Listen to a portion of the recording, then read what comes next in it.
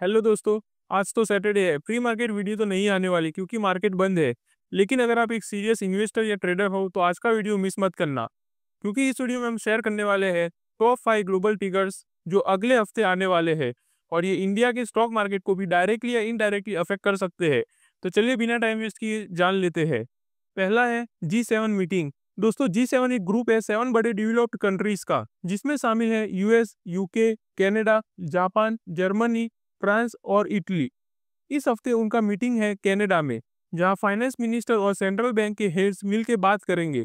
लेकिन tensions high है क्योंकि यूएस के प्रेसिडेंट का टैरिफ पॉलिसी यानी इंपोर्ट एक्सपोर्ट पर एक्स्ट्रा टैक्स लगाना बाकी कंट्रीज को पसंद नहीं आ रहा।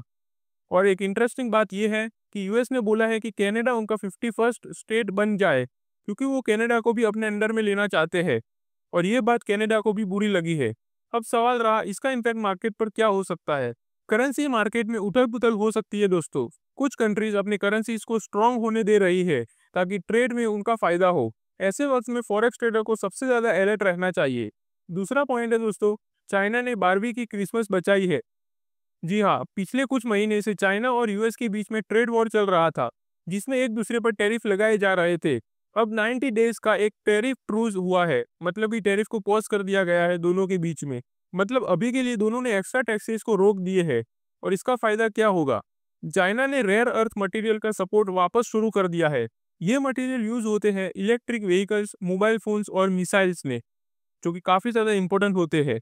और साथ ही दोस्तों यूएस ने भी कुछ आइटम्स पर ड्यूटी कम कर दी है, जैसे सैन जैसी फैशन कंपनीज के लिए। और इससे अब बारबी डॉल्स टॉयज के दाम क्रिसमस के टाइम पर हाई नहीं होंगे, जो यूएस कंज्यूमर्स के लिए काफी रिलीफ हो सकती है।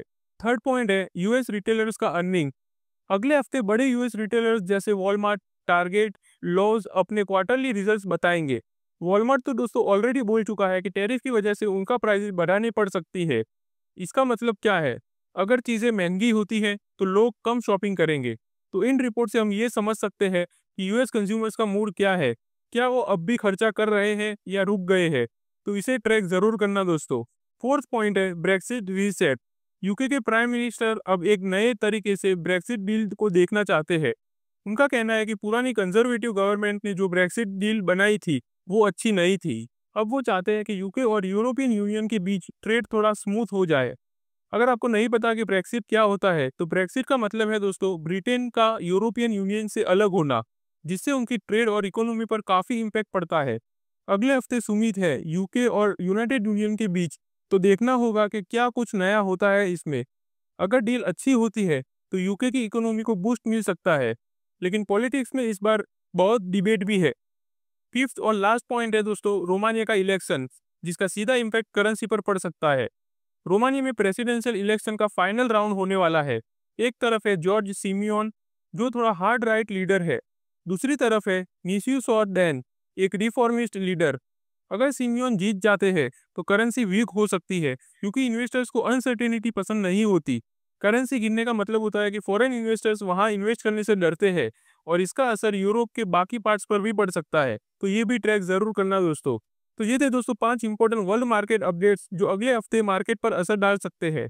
चाहे आप फॉरेक्स ट्रेडर हो, इक्विटी इन्वेस्टर हो या सिर्फ मार्केट न्यूज को फॉलो करते हो, ये सब अपडेट्स आपके काम आ सकते हैं। ऐसे और वीडियोस के लिए और डेली सुबह 7 बजे प्री मार्केट रिपोर्ट के लिए चैनल को सब्सक्राइब जरूर कर लेना। मिलते हैं मंडे के दिन प्री मार्केट रिपोर्ट के साथ।